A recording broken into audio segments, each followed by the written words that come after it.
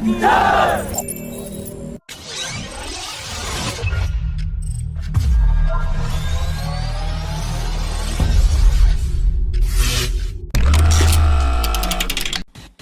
Inter-Services Public Relations of the Pakistan Armed Forces has claimed that it had detected a high-flying projectile on 9th March that initially seemed to be heading towards India's Mohajan field firing range, but after traveling 70 kilometers, the missile turned in the direction of Pakistan, and the supersonic projectile flew at Mach 3 speed and at an altitude of 40,000 feet, and it traveled about 124 kilometers inside Pakistan and crashed inside Pakistani territory. They also claimed that it was launched from the surface and was not mounted on an aircraft, and upon investigation it was found that it had no warhead, which means that it was unarmed. The Indian Defence Establishment is looking into the claims of the Pakistani military, and a statement will be released today evening. India has issued multiple NOTAM warnings for the launch of an experimental flight vehicle in the Bay of Bengal. The first NOTAM is for the period between 15th to 17th of March 2022. That will be launched from mid-sea, which could be the test of the short-range naval anti-ship missile from a naval helicopter that is being developed by the DRDO and has a range of 55 kilometers.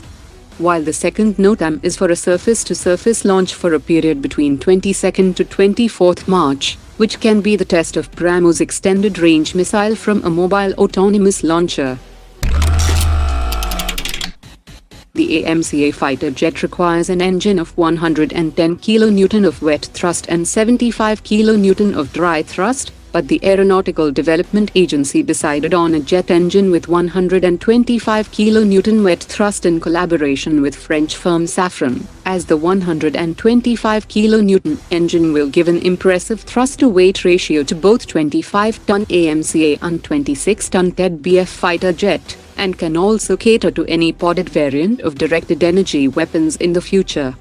As the world will see the arrival of 6th-generation fighters by the mid-2035, this 125 kN engine will also cater to any upcoming indigenous 6th-generation platform.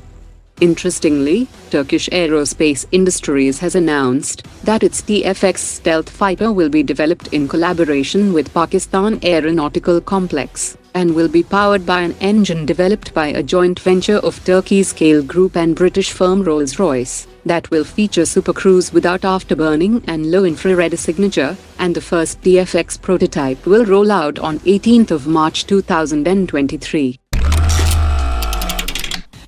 The DRDO has released an expression of interest seeking a development-cum-production partner for the assembly of 30mm fin-stabilized armor-piercing discarding sabot projectile, and around 2,000 units will be manufactured during development phase at 100 units per month. Documents also reveal that the 30mm projectile will weigh 240 grams and will be 250mm in length, and will be fired from 30mm autocannon 2A42. It is expected to have a speed of 1.4 km per second and penetration of more than 100mm rolled homogeneous armor at 1000 meters that will be able to defeat all existing and future armor threats, such as infantry fighting vehicles and armored helicopters.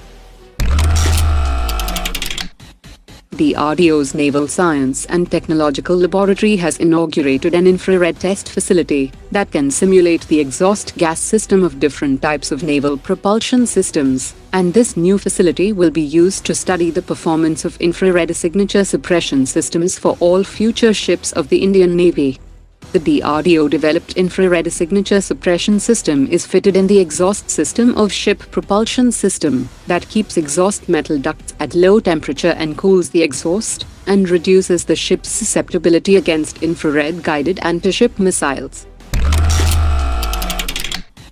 The Chief of Australian Army Lieutenant General Richard Maxwell is on a 4-day visit to India, during which he met the Indian Army Chief, and also visited Indian Army formations deployed along western borders, and also witnessed integrated capability demonstration of indigenous weapon systems and operational maneuver in a combined arms firing exercise, involving the Arjun tank and several artillery, infantry and aviation assets at the Pokhran field firing range. Swedish firm Saab Group has said that it has offered its Sea Wasp new generation remotely operated vehicle to Indian Navy that is keenly looking for solutions to counter underwater IED threats. The Sea Wasp has a length of 1.3 meters and weighs 75 kilograms, and features a wideband sonar, LED lights and video cameras that is primarily designed to locate, identify and neutralize IEDs that might have been placed on a ship's hull, on the harbor wall, or even on the seabed.